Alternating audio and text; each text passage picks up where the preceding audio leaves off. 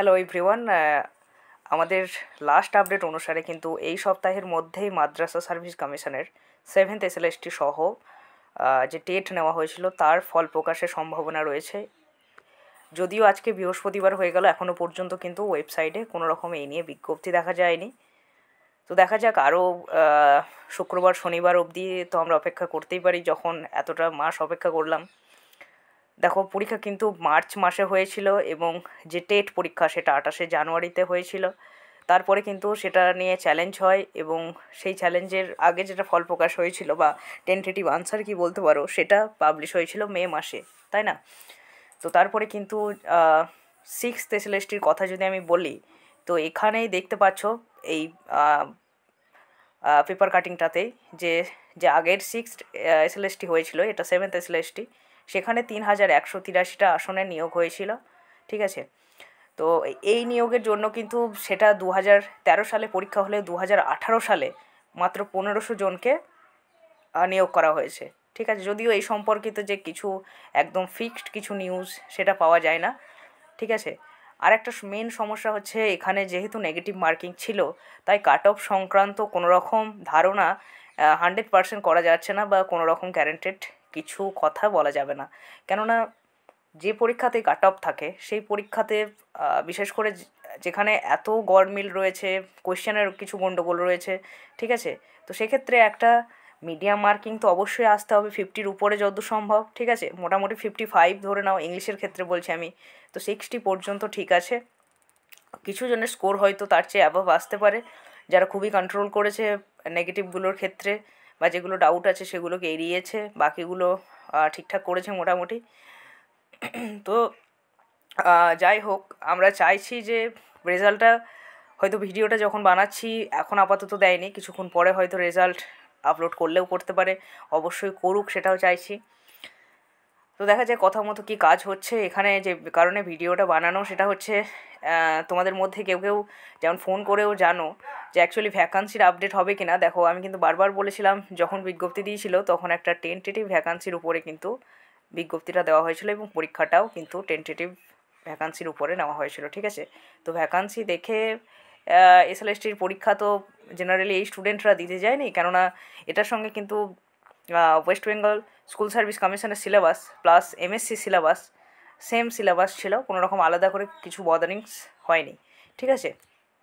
তো সেজন্য আমি বলবো যে খুব একটা হেডেক নেওয়ার দরকার নেই, কেননা এক্ষেত্রে তোমাদের যেটা ফাইনাল রেজাল্ট সেটার উপরেও যে মেন ভ্যাকান্সিটা অনেকটা ভ্যারি করে। অবশ্যই ভ্যাকান্সি যদি অনেক বেশি থাকে তাহলে তো সুযোগ পাবেই অনেকে। তো 1/3 নির্বাচন করা হবে, হ্যাঁ। সেক্ষেত্রে কিন্তু যেমন ধরে নাও পিজি ইংলিশের ক্ষেত্রে, সেক্ষেত্রে মেয়েদের সিটই ছিল না পিজি ইংলিশে যখন ফর্ম ফিল আপ হয়েছিল তখন, ঠিক আছে? তো তারপরেও যদি সেক্ষেত্রে মেয়েরা কি তোমার আবেদন করবে, যেহেতু সিটই ছিল না? তো সেক্ষেত্রে যদি আপডেট দেয়, ধরে নাও সেক্ষেত্রে যদি 10টা মেয়েও দিয়ে থাকে, তো তাদের সুযোগটা থাকছে। এই নিয়ে কিন্তু তখনও আলোচনা করেছিলাম আমরা, এবং বেশ কিছু অ্যাডমিট তো ক্যান্সেল হয়েছিল পরীক্ষার, তোমাদের কারো যারা বোথ 9, 10, 11, 12 অ্যাপ্লাই করেছিলে, প্লাস একটাতে অনেকের ভ্যালিউ দিয়েছিল, যেটাতে আগে করেছিল 11, 12 হয়তো ভ্যালিউ দিল, 9, 10টা ভ্যালু দেয়নি। তো যাই হোক, আমাদের কিন্তু এইটাই আপাতত আশা রয়েছে যে এই সপ্তাহের মধ্যে আউট হবে। তো দেখা যাক, ডিসেম্বরে তো অবশ্যই বের করতে হবে এদেরকে। হ্যাঁ, এই নিয়ে কিন্তু মাদ্রাসার যে কোয়েশ্চেন ভুল মামলা সেটা মানে তোমার সেই নিয়েও বলেছে যে 28 নাম্বার 27 নাম্বার মতো, আমি যেটা শুনেছিলাম আগে 27 নাম্বার, তো এই ক্ষেত্রে 28 দিচ্ছে কেন আমি জানি না। অ্যাকচুয়ালি দেখো, যে এই নাম্বারটা যদি দিয়েও দেয় তাহলে কিন্তু একটা বিরাট ব্যাপার, তাই না? তো দেখা যাক, যতক্ষণ পর্যন্ত না রেজাল্ট আউট করছে কিছু বোঝা যায় না। তবে অবশ্যই ফোন করলেও এখন পর্যন্ত এটাই বলছে যে এই সপ্তাহের মধ্যেই দেওয়া হবে। আমাদের হয়তো 2-4 দিন এদিক ওদিক হবে, তো আর এদিক ওদিক হওয়াটাও ভালো লাগছে না, কেননা বেশ কিছুটা টাইম স্পেন্ড হয়ে গিয়েছে এটাকে কেন্দ্র করে, ঠিক আছে? তো যাই হোক, হোপ ফর দ্য বেস্ট, কেউ ভেঙে পড়বে না, ভেঙে পড়েও তো খুব একটা প্রফিট হবে না, তাই না? তো দেখা যাক কী হচ্ছে আমাদের কাট অফ বা কিছু যা যা কিছু তোমাদের রেজাল্ট আউট হোক, পরবর্তী পদক্ষেপ বা পরবর্তী স্টেপ সেগুলোও জানানো হবে, ওয়েবসাইটেও আপলোড করবে। হ্যাঁ, এবং যে তোমরা ওয়েবসাইট ফলো করতে থাকবে। ওয়েবসাইটটা আমি একবার দেখিয়ে দিচ্ছি তোমাদেরকে। তো MSCর ওয়েবসাইটে আমরা চলে এসেছি। এখানে কিন্তু লাস্ট যে আপডেট সেটা সেই তোমার postponement of group D counselling, তো গ্রুপ ডি কাউন্সিলিং সেটা পোস্টপোন হয়েছিল এবং লাস্ট ফার্দার কোনো নোটিশ না দেওয়া পর্যন্ত সেটা পোস্টপোন হয়েই আছে। এটাও একটা বিচ্ছিরি ব্যাপার। কবে পরীক্ষা হয়েছে আর এখন যাচ্ছে তাই অবস্থা, বুঝেছো? তো দেখো এখনও পর্যন্ত কিন্তু কোনো রকম নোটিশ দেওয়া হয়নি অক্টোবরের পরে। তো নভেম্বর ডিসেম্বর আমরা কোনো রকম নোটিশ পাইনি। তো আপাতত চাইছি যে রেজাল্টটা দিয়ে দেখ, এবং সঙ্গে প্রাইমারি টেটেরও রেজাল্টটা বের করুক। নতুন করে যে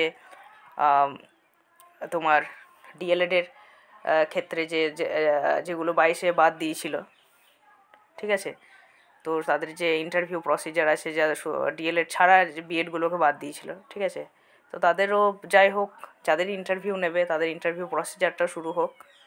অনেক বহু বিএড প্রার্থী তোমার কোয়ালিফাই করেও তাদেরকে সুযোগ আপাতত অ্যাটলিস্ট দেওয়া হচ্ছে না। ভবিষ্যতে কি হবে না হবে, টেট সার্টিফিকেটে ভ্যালু দেওয়া হবে কি না, এ নিয়ে বহু বিতর্ক রয়েছে। তবে দেখা যাক শেষ পর্যন্ত কি হচ্ছে। যারা তারপরেও ডিএড করছো, আশা ছেড়ো না, বিএড ডিএড দুটোই থাকছে সব, তারপরে আবার এমএডটাও থাকবে। শেষ পর্যন্ত আমরা লড়ে যাব, এটাই বলবো। Okay guys, thank you, stay good, stay happy.